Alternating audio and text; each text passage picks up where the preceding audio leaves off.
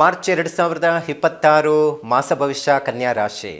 ಕನ್ಯಾ ರಾಶಿಯವರಿಗಂತೂ March ತಿಂಗಳಲ್ಲಿ ಬುಧ ಮತ್ತು 6ನೇ ಮನೆಯಲ್ಲಿ ರಾಷ್ಟ್ರಾಧಿಪತಿ, ಅದರಲ್ಲಿ ಸಹ 6ನೇ ಮನೆಯಲ್ಲಿ ಇತ್ತಂದರೆ ಋಣ ರೋಗದ ವಿಚಾರಕ್ಕೆ ನಾವು ಹೇಳಲಿಕ್ಕಾಗುತ್ತೆ. ಮತ್ತು ಅದರ ಜೊತೆಗೆ ಜ್ಯೋತಿಷ್ಯದಲ್ಲಿ ಒಂದಷ್ಟು ಗ್ರಹಗಳ ಸಂಯೋಗದಿಂದ ರವಿ ಶುಕ್ರ ರಾಹುವಿನ ಜೊತೆ ಸಂಯೋಗ ಹೊಂದುವುದರಿಂದ ಸಂಪಾದನೆ ಹೆಚ್ಚಾಗಿರುತ್ತೆ, ಆದರೆ ಅಷ್ಟೇ ಖರ್ಚುಗಳು ಇದ್ದೇ ಇರುತ್ತೆ. ಉಳಿತಾಯ ಆಗೋದಿಲ್ಲ, ಹೆಚ್ಚು ಖರ್ಚುಗಳು ಆಗುವಂಥದ್ದು ಇರುತ್ತೆ. ಸಾಲದ ಸಮಸ್ಯೆ ಕಾಡುವಂಥ ಸಾಧ್ಯತೆ ಇರುತ್ತೆ. ಸ್ವಲ್ಪ ಸಾಲದ ವಿಚಾರದಲ್ಲಿ ನೋಡಿ ವ್ಯವಹಾರವನ್ನು ಮಾಡೋದು ಬಹಳ ಉತ್ತಮ ಅಂತಲೇ ಹೇಳಬಹುದು.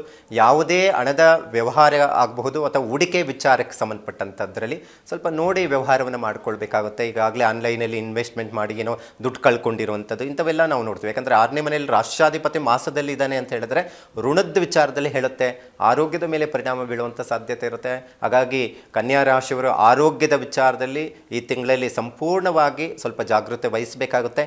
ಇನ್ನು ಮಾರ್ಚ್ 1ರಿಂದ ಸಪ್ತಮ ಸ್ಥಾನಕ್ಕೆ ಶನಿ ಶುಕ್ರ ಸಂಯೋಗದಿಂದ, ಅದರಲ್ಲಿ ಶುಕ್ರನ ಜೊತೆ ಒಂದಷ್ಟು ಸಪ್ತಮ ಭಾವ ದೃಷ್ಟಿ ಬೀಳೋದ್ರಿಂದ ಅವಿವಾಹಿತರಿಗೆ ವಿವಾಹಕ್ಕೆ ಸಂಬಂಧಪಟ್ಟಂಥ ಮಾತುಕತೆಗಳು ಆಗುವಂಥದ್ದು ಇರುತ್ತೆ. ಕೆಲವರಿಗಂತೂ ವಿವಾಹ ಶುಭ ಕಾರ್ಯಗಳು ನಡೆಯುತ್ತೆ, ಅದರಲ್ಲಿ ಒಂದು ಮಾತಿಲ್ಲ. ಇನ್ನು ಮನೆಯಲ್ಲಿ ಧಾರ್ಮಿಕ ಕಾರ್ಯಕ್ರಮಗಳ ನಡೆಯುವಂಥದ್ದು ಕಾಣುವಂಥದ್ದು ಇರುತ್ತೆ. ಇನ್ನು ದಂಪತಿಗಳ ವಿಚಾರಕ್ಕೆ ಸಂಬಂಧಪಟ್ಟಂಥದ್ದು ಏನಾದರೂ ಸಮಸ್ಯೆಗಳಿತ್ತು, ಈಗಾಗಲೇ ವೈವಾಹಿಕ ಜೀವನದಲ್ಲಿ ಸಮಸ್ಯೆಗಳಿತ್ತು, ಕೋರ್ಟು ಕಚೇರಿ ತನಕ ಹೋಗಿದೆ ಅಂತ ಹೇಳಿದ್ರೂ ನಿವಾರಣೆ ಆಗುವಂಥ ಸಾಧ್ಯತೆ ಇರುತ್ತೆ. ಇನ್ನು ಅದರ ಸಂಬಂಧಪಟ್ಟಂಥದ್ದು ಒಂದಷ್ಟು ವ್ಯಾವಹಾರಿಕವಾಗಿಯೂ ಅಭಿವೃದ್ಧಿ ಆಗುವಂತಹ ಸಾಧ್ಯತೆಗಳು ಹೆಚ್ಚಾಗಿರುತ್ತೆ.